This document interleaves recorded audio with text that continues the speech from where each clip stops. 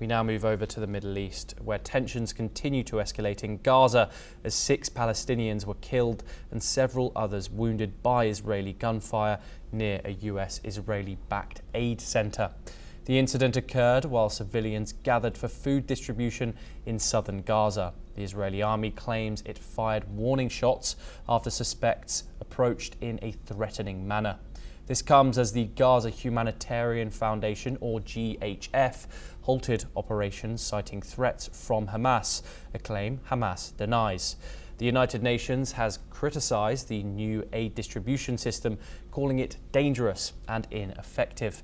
Back in Israel, thousands protested on Saturday, demanding the return of hostages and condemning Prime Minister Benjamin Netanyahu's handling of the war. And in a grim warning, Hamas's armed wing claims the Israeli military has surrounded the location of hostage Matan Zanguake, but vowed he would not be retrieved alive. This is what the emotional mother of the hostage said.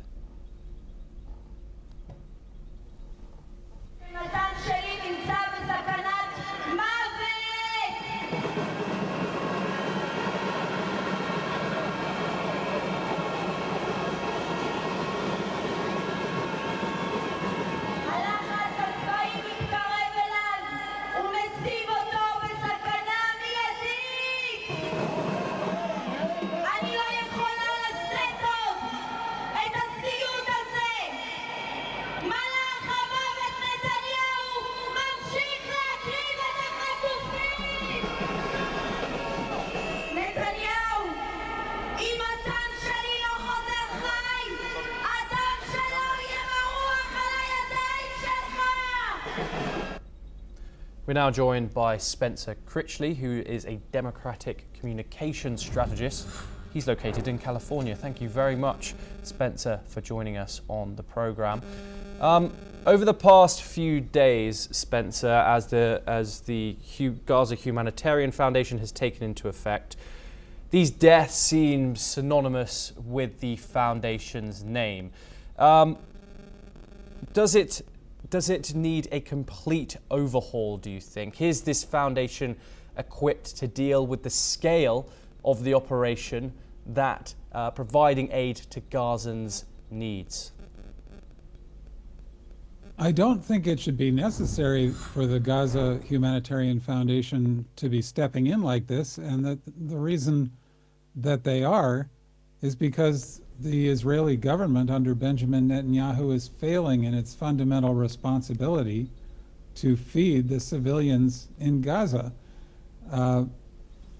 For all the horrors that Hamas is guilty of, Netanyahu is making it hard to tell the difference between the two sides in this conflict, and essentially deliberately starving the people of Gaza can only be described, I'm afraid, as a war crime. And I really never thought I would be accusing Israel of this kind of behavior, but I am far from the only one.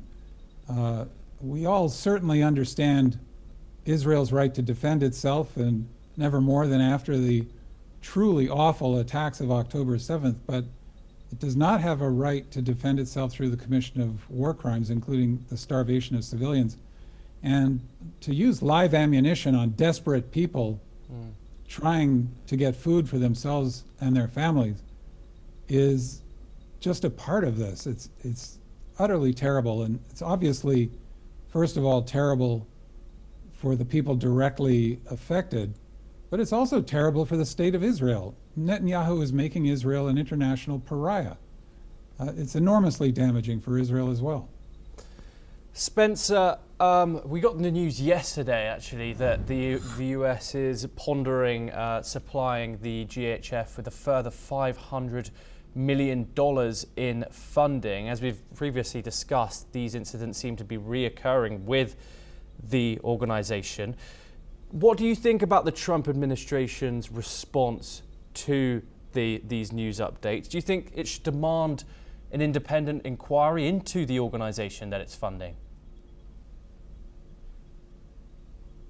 I think that the Trump administration needs to behave better than it has shown any inclination to do under any circumstances, these circumstances or others.